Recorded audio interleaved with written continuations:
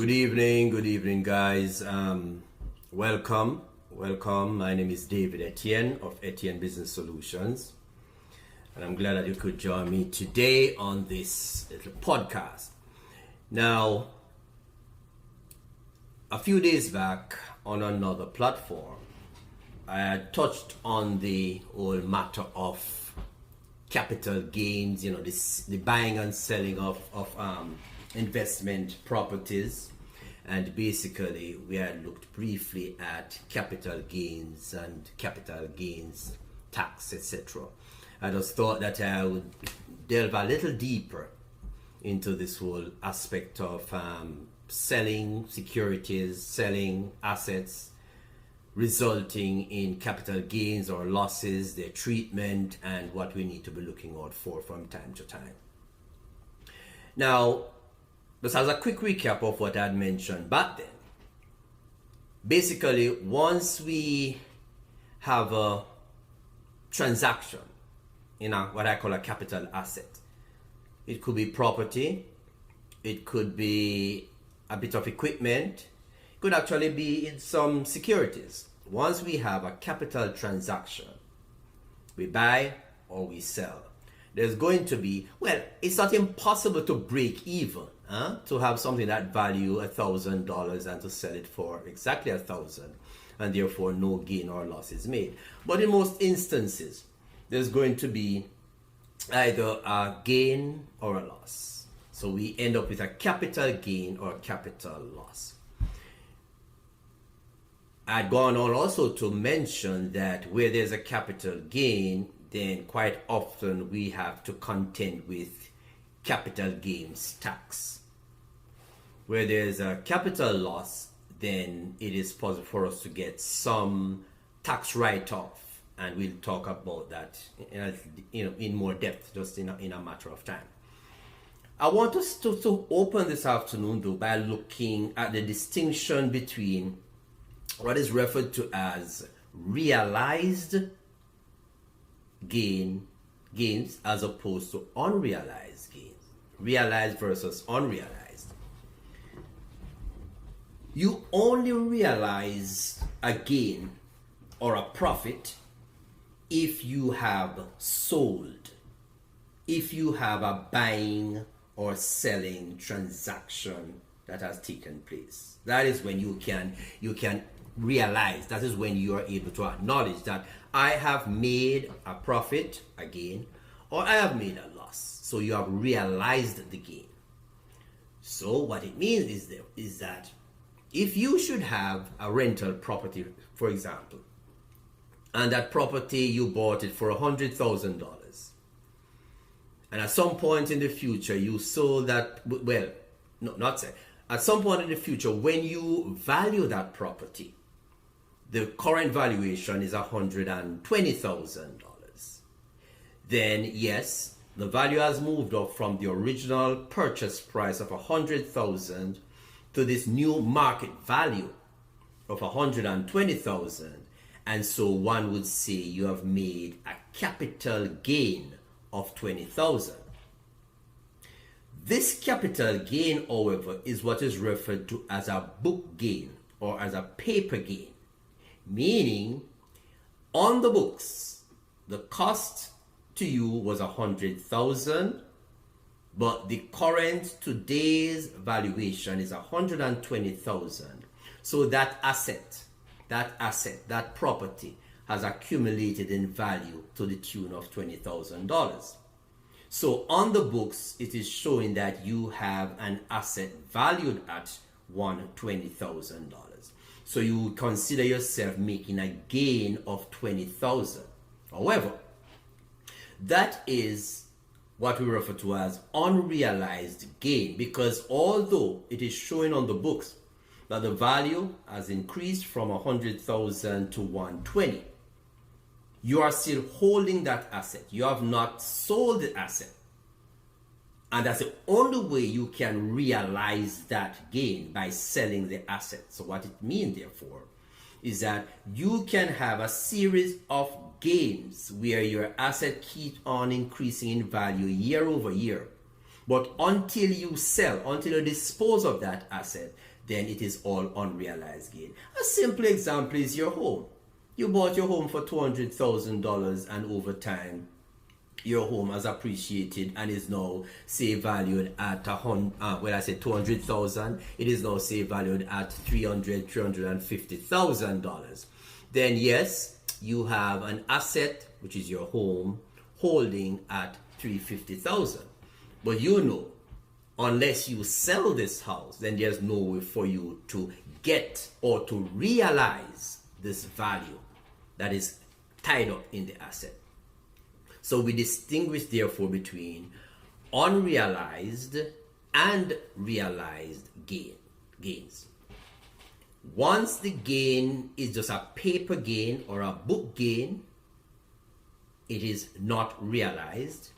So it does not translate into any income or profit for you.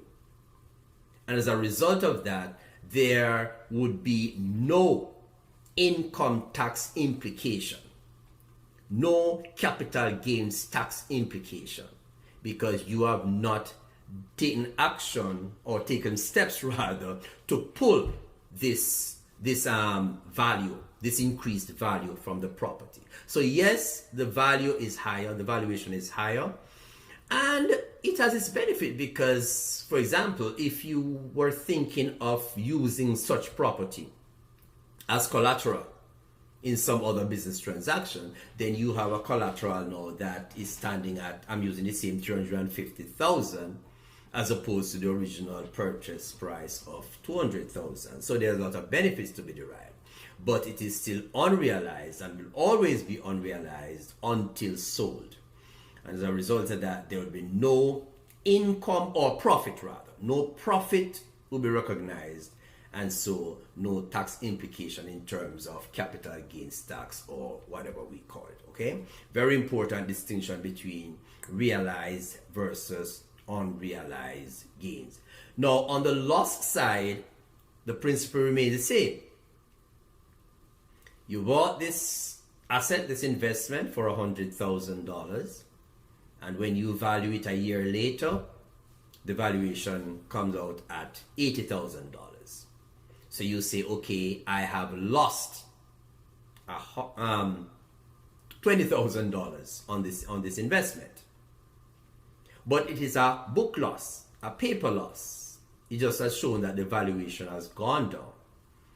Now, if you took steps to sell this property and you only received $80,000, whereas you had bought it for $100,000 initially, then yes, you would have really suffered a $20,000 loss, and that would be a realized loss. So just like we have realized versus unrealized gains, is the same way you could end up with either realized or unrealized losses. Okay, so it is a fact that assets, investments, whatever, will always fluctuate in value based on market conditions, based on what is happening in the economy, based on inflation, you name it. There will always be fluctuations. But the thing about these investments in a general sense is that they are usually entered into or acquired with long-term intentions in mind. And therefore, because you intend to keep them for the long term, it means that during the life of you holding this investment, there would be a series of gains and losses as the value fluctuate according to the dictates of market conditions. Okay? Now, it is true that some individuals buy investments for speculative purposes. So you're holding this asset, but your intention is that as soon as I see there's an appreciation in the value, I'm going to go ahead and sell before it goes in the opposite direction, because basically you have what we call the speculative purpose for holding this investment. In those cases, quite often you find that those investments tend to be short-term because you are just watching the market, and the minute there is an upward swing in the value. The minute you see where you stand to make some profit, you would have taken steps to dispose of the assets so that you can now realize the profit. So using some hard numbers, all it is saying is that you have this property holding, you bought it $100,000. You have not decided whether or not you're going to hold it for a year, 2 years, or 6 months. Because you disposing of this property is going to be based solely on when you can make some profit from it. So if 6 months later you find that, oh, there's a significant appreciation in the value, then you may go ahead and decide to sell. If it takes a year, then you will sell within a year. The point is that you have it for the purpose of making profits. So as soon as you see the opportunity to make a profit, you sell, and so you have realized the gain. On the loss side, you may be holding this property, hoping that it will appreciate in value, but based on market conditions, you notice, for whatever reason, that the value is going down and down and down. You start to say, oh wow, now what should I do? Should I try to ride this out and hope that the values will now start to go back up, or should I just cut my losses according to to how people describe it? You may decide to cut your losses and say, I bought it for 100,000. It is now valued at 80,000. I watch it move into 98, 95, 90, 85, and notice at 80,000.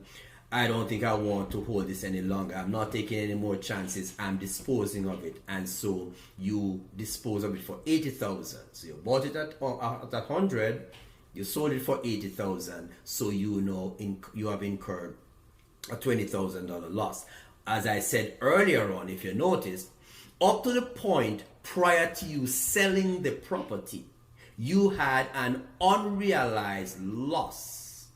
Mean that the value kept going down and down and down. However, that loss only becomes true when you dispose of the property and suffer the loss. Hence, unrealized versus realized gain, unrealized versus realized losses. Okay, very important distinction. Very, very, very important. Now, quite often we talk about portfolio. Portfolio, simply put, is a case where you have decided that you're going to invest in, different types of assets, different types of maybe property, equipment, etc., shares, stocks, whatever the case is. So you have a portfolio which represents your pool of investments. The term diversification is very important here. Diversification. And so we're going to go for a short break. When we return, we're going to launch into diversification, portfolio diversification, and we're going to look to see just how that dovetails into this whole aspect of capital gains versus capital loss, the recognition and the implications for our taxable position. So in a moment, we'll be right back as we speak of portfolio diversification.